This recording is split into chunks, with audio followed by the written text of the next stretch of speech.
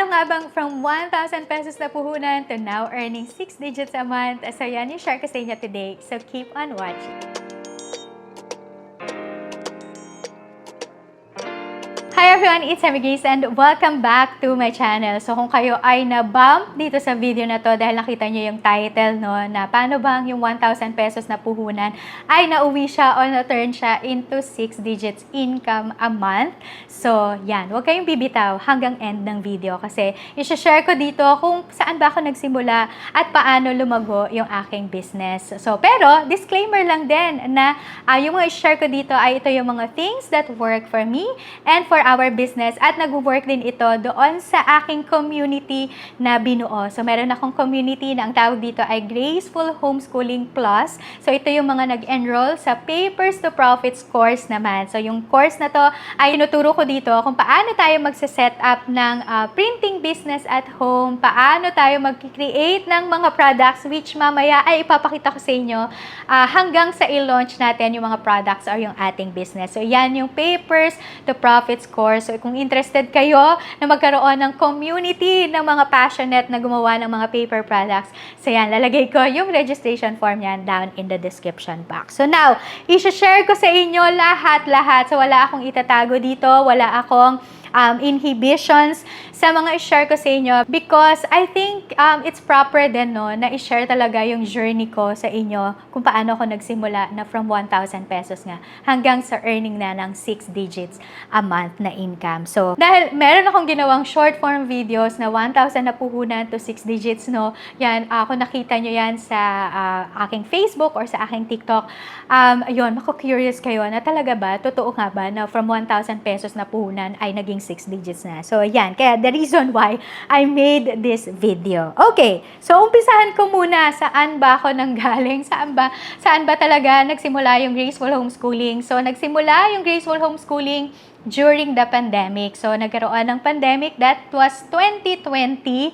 Nagkaroon ng pandemic and all of us, well, nag-homeschool na kami noon. I think 3 years na kami nag-homeschool that time. 3 years or no, I guess 5 years na. Parang ganon, na kami nag-homeschool noong 2020. And then, nagkaroon ng pandemic and all of a sudden, lahat tayo ay naging homeschooling family. So, parang wala na tayo kasi tayong option to send our children to school. Kaya, accidental homeschooling families tayong lahat. Whether ito man ay sa Pilipinas or outside sa ibang bansa or buong mundo talagang tumigil, di ba? Dahil doon sa pandemic. At naging accidental homeschooling families tayo. And that was the time na nagkaroon kami ng desire na okay, gusto nating makatulong din sa mga families na naging accidental na mga homeschooling families. So, we've decided na magkaroon kami ng Graceful Homeschooling page at itong YouTube channel natin na Graceful Homeschooling. So, sinishare lang namin una yung aming homeschooling journey, paano ba kami nag-homeschool, paano ba kami nag-schedule ng aming mga lessons, ano ba yung mga curriculum na ginagamit namin. Yan, yun yung mga basically na sinishare namin doon sa page and then sa ating YouTube channel na to. Tapos, after nun, ay gumagawa din ako ng mga learning materials. So, I will show you some of the learning materials na ginagawa ko. So, yan. Kagaya nito. So, gumagawa lang ako ng mga learning materials.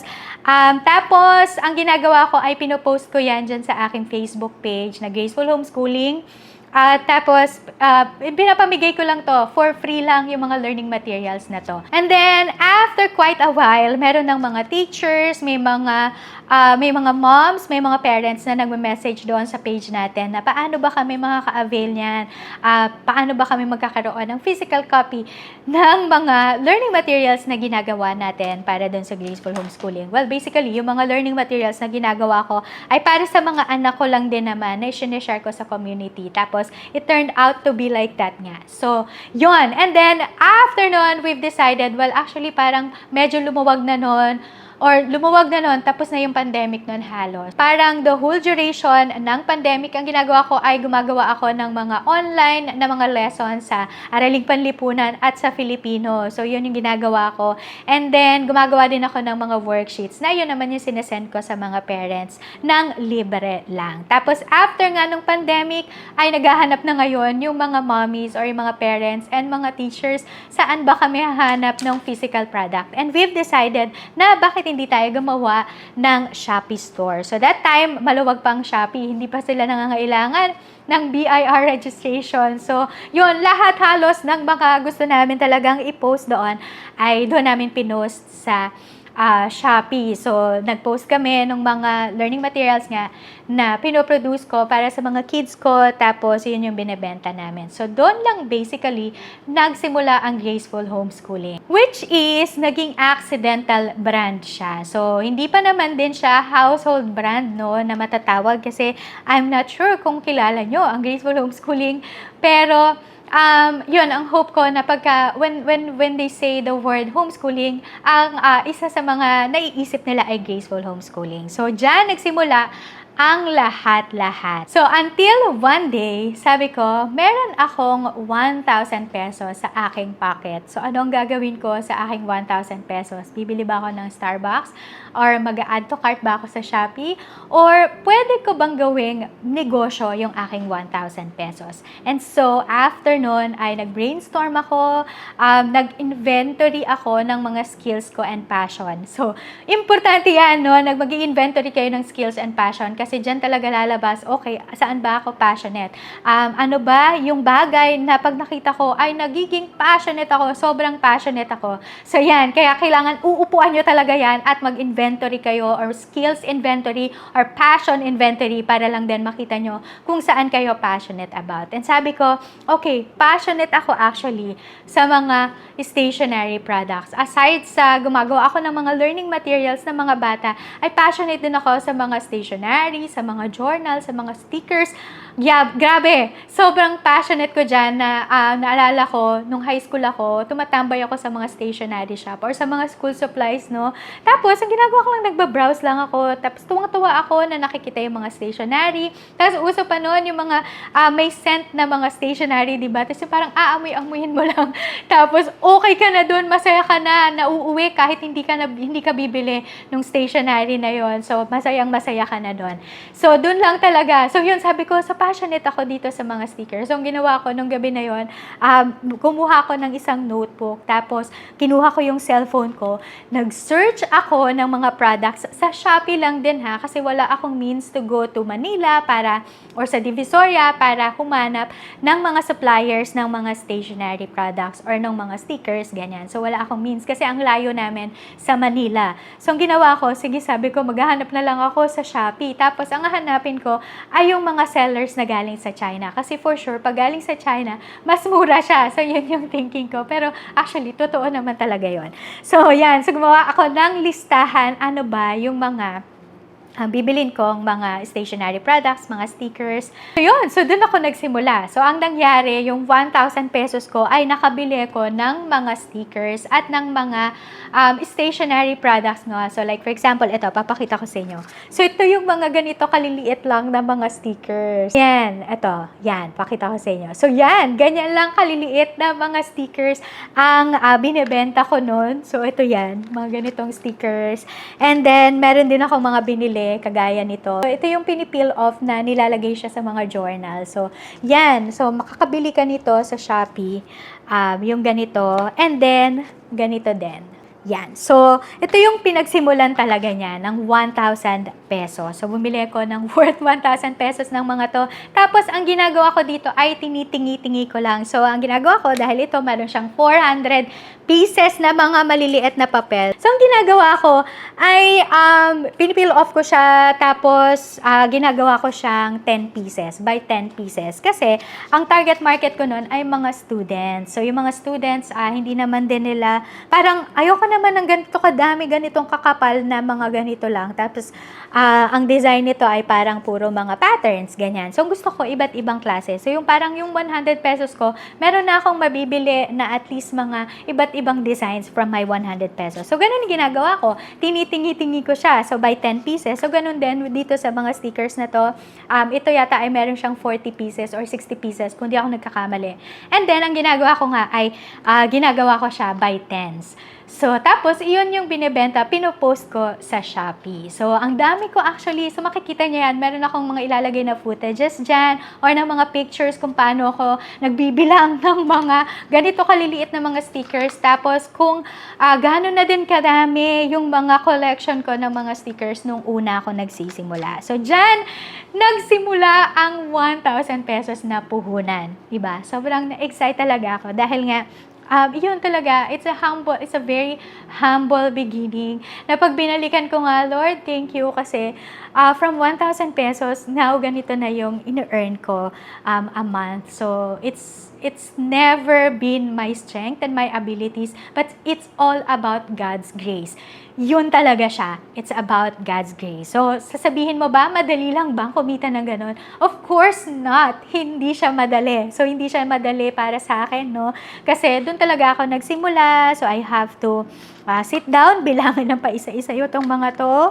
So, after nun, ay nakaipon na ako. So, sabi ko, wait, meron pa ako ulit pwedeng gawin para dito sa naipon ko. So, pwede ko pa rin siyang i-invest doon pa rin sa passion ko. So, now, ay nag-search ako ulit. So, punta ako ulit sa aking cellphone. Ano bang pwede kong gawin sa mga ganito, sa mga stationery products na pwedeng pangbata naman siya. So, yan ngayon, lumabas yung Graceful Happy Mail. So, yung Graceful Happy Mail, makikita nyo yan sa screen nyo ngayon kung ano bang itsura nito. So, ang ginagawa ko, ay nagko-create lang ako ng iba't ibang mga klaseng or iba't ibang mga liliit na mga products, no? Tapos ilalagay ko siya sa isang envelope, which by the way, yung envelope na to ay DIY. So ginagawa ko talaga siya. And then, kino-create ko nga yung mga maliliit na mga items. Tapos nilalagay ko siya doon sa envelope. Tapos ito ngayon, yung binibili ng mga nag-homeschool din. Or yung mga kids naman na sobrang hilig nila sa mga stickers, sa mga kung ano-ano, no, mga anik-anik na tinatawag. So, yan. Na pagka binuksan nila yung Happy Mail, ay ma-happy talaga sila. Kaya siya tinawag na Graceful Happy Mail. So, yan. Diyan nagsimula. So, from 1,000 pesos na mga stickers, mga stationery products, hanggang sa nag-create na ako ng isang Happy Mail. So, from Happy Mail ay nakaipon ako ulit. So, sabi ko, okay, meron akong 2-year-old na anak, pero wala ako halos makita na mga learning materials na for 1 to 3 years old. Sabi ko, mag-create ako ng isang activity pack na nandun na lahat ng kailangan na ma-achieve ng mga milestones ng mga 1 to 3 years old. So like for example, music, language development, psychomotor skills, social skills, tapos ano pa ba, fine motor skills, conversation, cognitive skills. So ayan, nandun na ngayon yan sa buong pack na to. Ang tawag dito ay Toddler Learning Pack. So yun yung tinawag ko dito because it's a whole set ng mga activities, different kinds of activities na applicable siya or appropriate siya para sa mga 1 to 3 years old. Again, ginawa ko lang din itong activities na to para dun sa aking 2 years old na anak. Until such time na pinost ko yung Toddler Learning Pack, and then mga mommies din to ng mga 1 to 3 years old na nagtatanong saan ako makakahanap nitong product na to or ng mga activities na to. So sabi ko, sige, bakit hindi natin ito gawing negosyo? Another opportunity. Pero, meron akong struggle nito. Ang meron ako dito ay yung aming lumang 5-year-old na printer at gunting lang. So, yan lang ang meron ako dito. Dahil ang homeschool kami, kinakailangan namin ng printer. Pero, 5 years na yung printer namin. So, sabi ko, itong mga to ay photo paper to na 220 GSM. So, baka mapagod yung printer at ang printer namin ang bumitaw. So, sabi ko, sige, gawin natin. Ipapa-pre-order ko itong mga Toddler Learning Pack na to. So, ginawa ko ay gumawa ako ng Google Form at nagpa-send na ako ng payment doon sa mga umorder ng pre-order. So, ang nangyari, doon sa pinagbentahan ko ng mga pre-order, ay pinambili ko to nung printer namin. So, ang nangyari ay nakabili ako ng bagong printer na ito yung ginamit ko para doon sa learning or sa Toddler Learning Pack. So, siguro nakailang din ako noon, naka-15 din ako nung unang pre-order no, nung Toddler Learning Pack. Kaya talaga nakabili ako ng bagong printer. So, after nun, ng Toddler Learning Pack, nakaipon na ako. So, meron na akong printer ngayon. So, dalawa na yung printer ko na nag-work. So, yan. So, ngayon ay meron na akong dalawang printer na nag-work or working. So, sabi ko, ano bang pwede ko pa ulit gawin? So, sabi ko, gagawa ako ng reading program kasi 5 years old na yung second son ko. So, sabi ko, nag-aaral na siya or mag-aaral na siyang magbasa. So, ang ginawa ko ay ito. So, gawa ako ng Graceful Reading Program. So, 4 na books ito, na ang laman nito ay progressive reading program ito, na ibig sabihin ay from the moment na hindi pa marunong magbasa yung mga bata, tapos makakapagbasa na sila ng CVC or yung 3-letter words, like for example, cat, dog, bat. So, yung mga yan. And then magja-jump sila sa mga digraphs. So, like for example, blocks, bricks, grass, glass. So, yung mga yan. At hanggang sa fluent na silang magbasa. So, ito yung Graceful Reading Program na ginawa ko. So, meron niyang 4 yan. So, alphabet intervention, CVC intervention, phonics intervention, and then fluency intervention. Ayan, so ito yung Graceful Reading Program. Tapos, madami din actually bumili ng Graceful Reading Program. Makikita nyo yan kung gaano kadami yung pinapak ko every time, no, ng Graceful Reading Program. Umabot pa to sa New Zealand, sa UAE, sa Mindanao, Apari, hanggang sa Hulo. Yan, umabot ito ang ating Graceful Reading Program. Tapos, pag bumili din, talaga yung mga parents, 4 na talaga siya, as in bundle na nila binibili. Until a time na merong school dito sa amin na nag-approach sa akin and sabi nila, they would like to avail itong Graceful Reading Program. And makita nyo dyan sa screen nyo kung gaano kadami yung piniprint ko sa bahay namin. Grabe, as in ang dami ko talaga.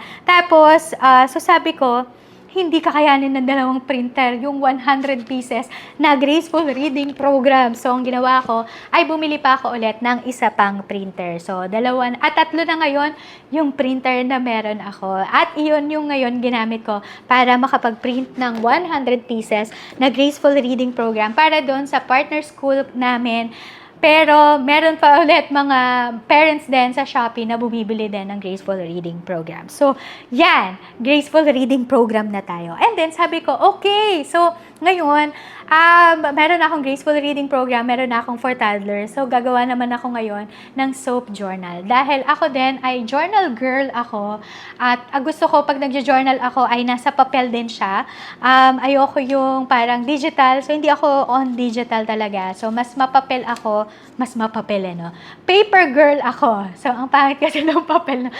Paper girl ako, so kaya sabi ko, sige, gagawa ako ng soap journal. So sabi ko, gagawa ako ng soap journal. So gumawa ako ng soap journals for women and soap journals for men. So ito ngayon, itong mga journals na to. Ito yung for women, tapos ito naman yung for men. So, yan. Alam niyo ba, itong mga journals na to ay nag-earn ako dito ng 50,000 pesos dito pa lang sa isang item na to. Kaya nga, yung course na tinayo ko, ang tawag ko ay Papers to Profits because meron talagang profits sa papers. Kaya, Papers to Profits. So, yan. Ito ngayon yung soap journals na ginawa ko. So, nung una, women pa lang, for women. Pero merong mga men na sabi nila, wala po bang pang men? So, gumawa ako ng pang men. So, ito yung mga options na pang men. So, 3 yan. Yan. So, 3 sa women, 3 din yung design for men. So, after ko makapag-create ng mga paper products, well, actually, madami pa ako talagang mga nagawang mga paper products. So, hindi ko lang din mapakita sa inyo ngayon. So, like for example, lesson planner, homeschool planner, tapos meron din ako mga books na The Pain That Got Away, tapos yung Raising Brave Arrows, A Guide to Homeschooling in the Philippines, I authored din that one. Tapos, iba pa, ang dami ko na din na-create na mga paper products. Sabi ko, bakit hindi ako mag-empower ngayon ng mga homeschooling moms at mga stay-at-home moms na makapagsimula sila ng kanilang printing business at home. So, kahit na nasa bahay tayo, ay pwede tayong kumita. So, kaya pinanganak yung Graceful Homeschooling Plus. So, hindi na namin nilayo yung pangalan nito sa Graceful Homeschooling kasi it's a brand na nga. So, ginawa namin, nilagyan na lang namin ng plus. Para yung plus ay para ito sa mga parents, sa mga homeschooling moms, stay-at-home moms, women, or kaya meron din tayong mga kasama sa community na mga men na passionate din sila sa mga planners, journals, devotionals, and mga learning materials.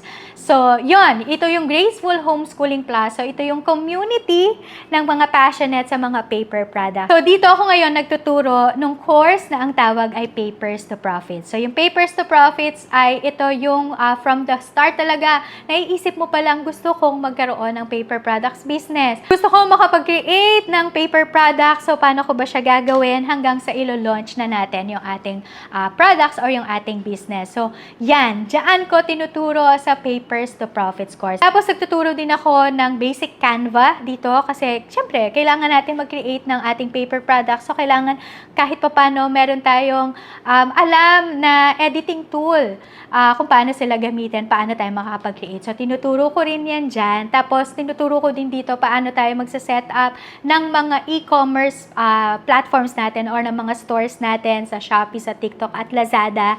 Yan, tinuturo ko din dyan sa Papers to Profits course. I also sell dito within the community, yung mga commercial licenses ng mga paper products na kinikita. Halimbawa, itong mga to, so makikita nyo yan sa market, it's because binebenta ko yung commercial license nito. So, ano ba yung commercial license? So, yung commercial license ay bibilihin mo yon para makapagbenta ka whether in digital format or physical format.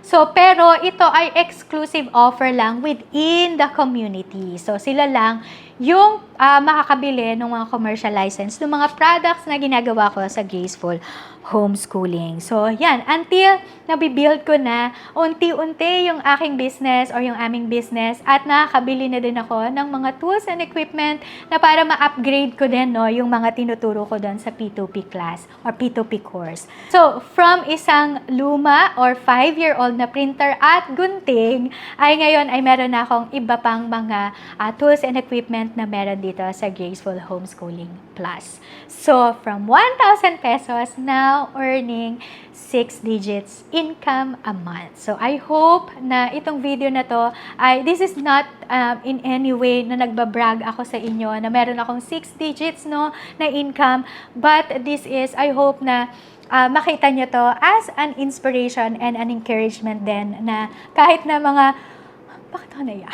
Kung kayo man ay homeschooling moms, stay-at-home moms, or kaya ay mga individuals na naghahanap ng side hustles, I hope na na-encourage kayo at na-inspire kayo ng video na to. So, thank you so much for joining me today. Kung na-inspire man kayo, please give this video a big thumbs up at i-share nyo na rin para mas marami ang ma-inspire at ma-encourage. So, thank you so much. Please join the Graceful Homeschooling family. I-click nyo lang yung subscribe button at i-turn on yung notification bell for more videos like this, and I hope that I'll see you again on my next one. God bless everyone, and I will see you around. Bye!